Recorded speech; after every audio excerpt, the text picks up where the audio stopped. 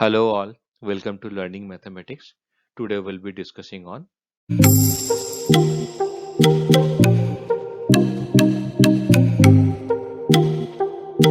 HCF, highest common factor. In this session, we'll be discussing on another technique by which we'll be able to identify HCF, and that method we call it as a continuous division method. Let me write it down for you.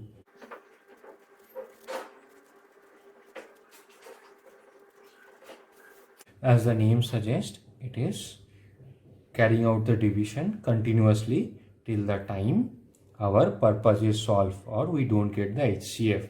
Normally, this particular technique is followed when we have been asked to identify HCF for large numbers. So when the participating numbers are large and bigger in size, it is recommended to follow this method of identifying HCF.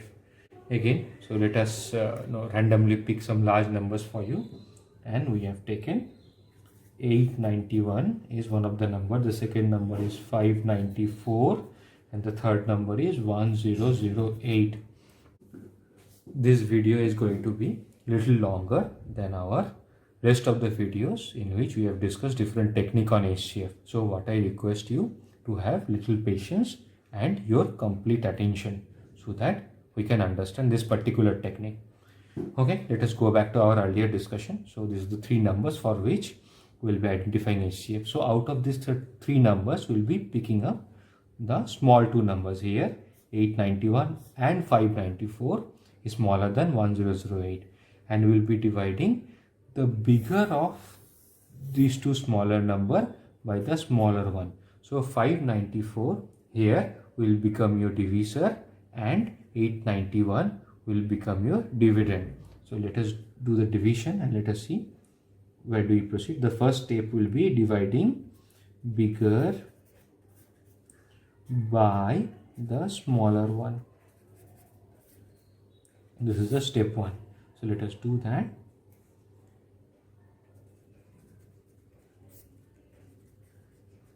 And if we divide it, we'll get 1 as an quotient, and the remainder will be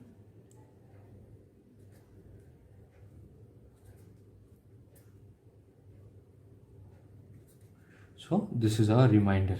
So now the next division will be dividing 594 by the remainder one.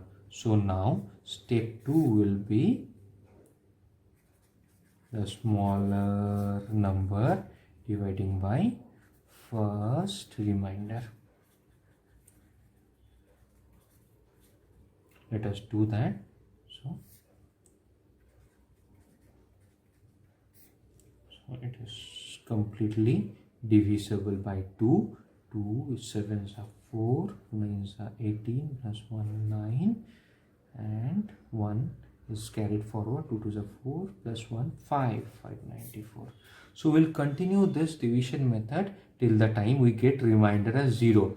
If we don't get the remainder 0, if we get some random number, then we'll divide this first remainder by the remainder which you received after division, and this method will keep on continue till the time we get our remainder as 0. Here, as we have received our remainder as 0, so we will stop that first division. We are still left out with another number, so we will now see it. And what we have done till now, we have completed the step 2, which is dividing the smaller number by first remainder.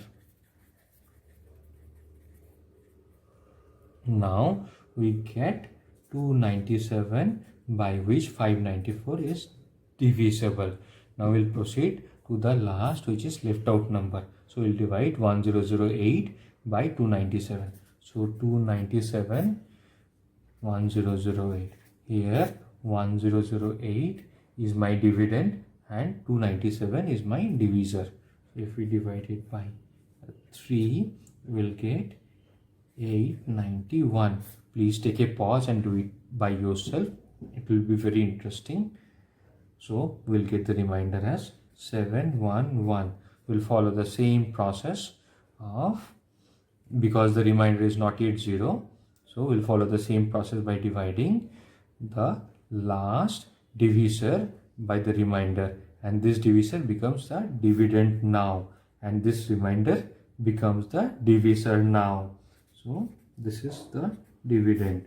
So our step 3 will be first remainder divided by second remainder, and this will keep on continue till the time we get remainder as 0.